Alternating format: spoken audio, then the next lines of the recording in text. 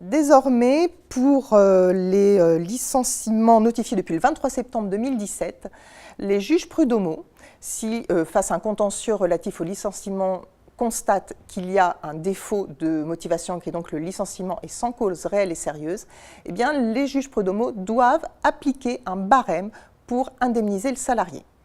Ce barème est impératif, il prend en compte l'ancienneté du salarié, et également, sur certaines tranches d'ancienneté, la taille de l'entreprise.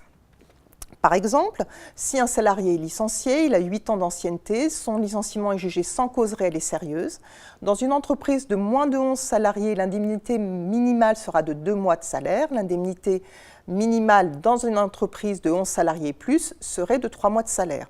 En revanche, dans tous les cas, l'indemnité maximale ne change pas en fonction de la taille de l'entreprise. Et dans le cas d'espèce qu'on vient d'évoquer, les 8 ans d'ancienneté, l'indemnité maximale serait de 10 mois de salaire. Ne sont pas concernés que les licenciements, il y a également les résiliations judiciaires du contrat de travail ou les prises d'actes de contrat de travail au tort de l'employeur qui seraient donc intervenues après le 23 septembre 2017 et qui seraient requalifiées en licenciement sans cause réelle et sérieuse, elles bénéficieront également du barème. En revanche, le barème ne concerne pas les indemnités qui vont être versées lorsque le licenciement est jugé nul dans un certain nombre de cas.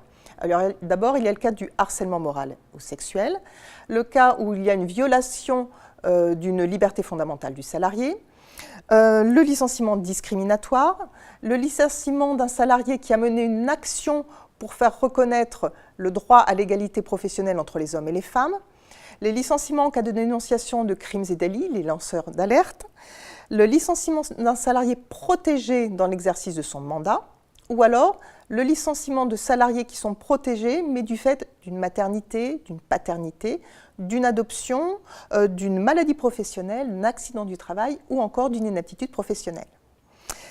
Ce barème ne va pas non plus trouver à s'appliquer en cas de licenciement économique qui va être jugé nul, soit parce qu'il n'y a pas eu de plan de sauvegarde de l'emploi qui a été pris alors qu'il fallait, soit parce qu'il y a bien eu un plan de sauvegarde de l'emploi qui a été pris, mais alors ce plan de sauvegarde, on a refusé de l'homologuer.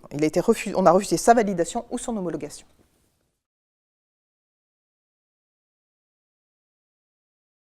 Alors, un dernier petit point sur la procédure de licenciement irrégulière. Une procédure de licenciement qui comporte des irrégularités ouvre droit pour le salarié à une indemnité d'1 mois de salaire. Ce que vient apporter la réforme donc, avec les ordonnances Macron, c'est que désormais, cette règle s'applique à tous les salariés, quelle que soit leur ancienneté et quelle que soit la taille de l'entreprise.